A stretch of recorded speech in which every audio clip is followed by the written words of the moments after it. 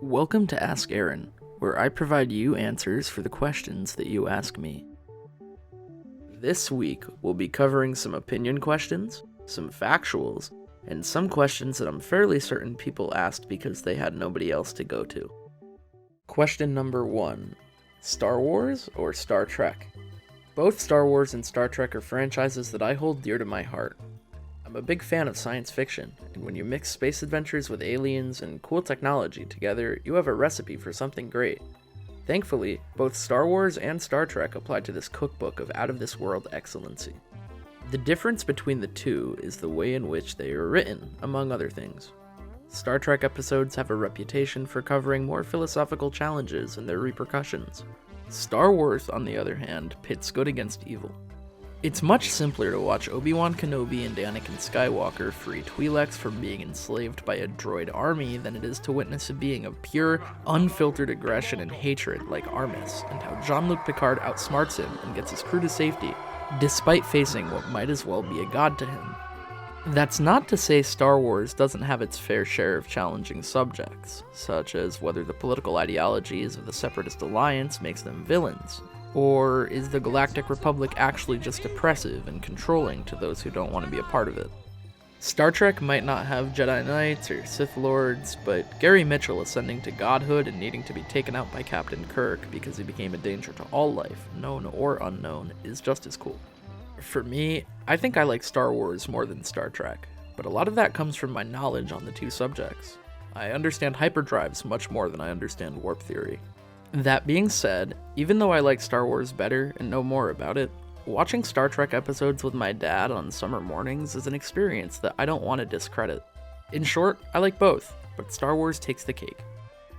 Question number 2. Han Solo versus Dora. Who would win? This one is surprisingly challenging. How does a space gunslinger with a surprising tendency to get out of slippery situations by the skin of his teeth combat a Latina girl with the ability to summon anything through her backpack or go anywhere with her map? I mean, with his DL-44 blaster pistol, probably, but by the same logic, Dora could just pull, Boba Fett out of her backpack. Or better yet, money, and pay Han Solo to leave her alone. Or just keep it simple, get her own blaster pistol and make it a challenge of who has better aim. I'd talk about Dora's ability to speak to the viewer through the fourth wall, but Han Solo has a pretty sweet song named after him, so I think they're sort of on par for now. Han Solo is also a really smooth talker, so they could probably organize a ceasefire and walk their separate ways. I'd call it a tie. Question number 3. My roommate keeps peeing on the floor. How do I tell them to have better aim? Simple. You confront him, tell him you keep finding urine on the floor after his bathroom trips, and ask him to try to aim better. Don't overcomplicate it. Sometimes it just takes a blunt confrontation, and it doesn't need to always be rocket science.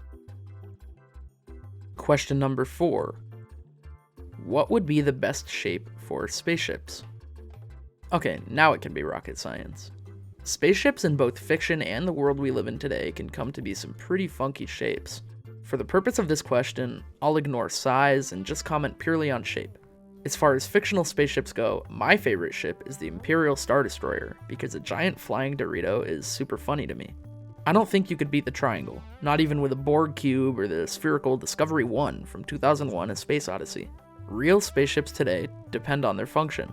Space shuttles are meant to go up and come down, while the lander spacecrafts are designed only to be used in space. It's generally agreed upon that, in the case of pure space travel and no need for entering atmospheres, a spherical shape would be great for a spaceship, because pressure wouldn't differentiate depending on where in the ship you are, considering it's a sphere and is of equal shape everywhere. Maybe an extended engine would keep the crew away from a potentially dangerous source of thrust, but otherwise the general consensus is sphere. Maybe the Death Star was the ideal space station all along? Question number 5. Is a hot dog a sandwich? Only if you serve it in bread. In the previous episode of Ask Aron, I described the definition of a sandwich. Following that same description, a hot dog is as much a sandwich as a sub where the back of the roll isn't fully cut, so it remains one conjoined piece of bread. In short, yes, but it needs to be in a bun. If not, no. Question number 6. Is Cars a sequel to Maximum Overdrive? It's a solid theory. Maximum Overdrive covers a world where machines, or more specifically in this case vehicles, grow sentient and turn against humanity. Cars takes place in a world that is, in almost all perspectives, Earth, but with no humans. At first glance, yes, they are very similar. It's understandable why you'd think they'd be in the same world, but I can sort of question it. The vehicles in Maximum Overdrive are sentient, but they aren't as seemingly alive as the vehicles are in Cars. Vehicles in Cars have mouths, they have wasabi, they have parents and childhoods, they have romance and bathrooms and accents and things that are all too human, if you will. That kind of stuff you don't evolve into either, not when you're a bunch of machines who need to enslave humans just to pump fuel. I'm not disproving the theory, I only want to point out why I personally don't subscribe to it. So, is it a sequel? Who knows? Question number 7. Are imaginary numbers really imaginary? I mean, they've got imaginary in the title, so you tell me. Question number 8. Sock sock shoe shoe, or sock shoe sock shoe?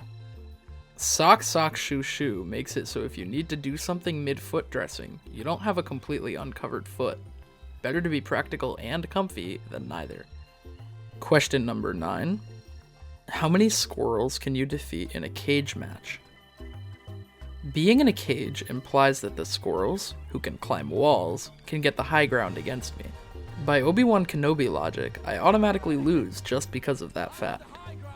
With this in mind, I can take on as many squirrels as I'm able, but I will lose regardless. At that point, I might as well take out as many squirrels as I can before I'm brought down. Your answer is as many as I can get my hands on, so I'll guess and probably say 3,033 squirrels. Question number 10. How many holes does a straw have? A straw has one continuous hole, from one end of the straw to the other. Just because there's 2 openings doesn't make it 2 holes. It's still the same hole all the way through. Therefore, a straw has 1 hole. Question number 11. Can I get a girl pregnant if I stare at her long enough? Unless you can shoot an insemination beam from your eyes, the answer is no. Hello, no.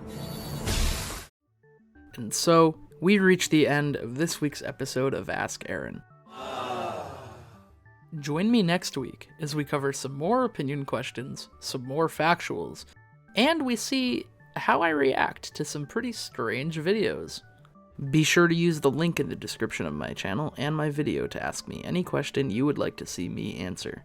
Thank you for joining me.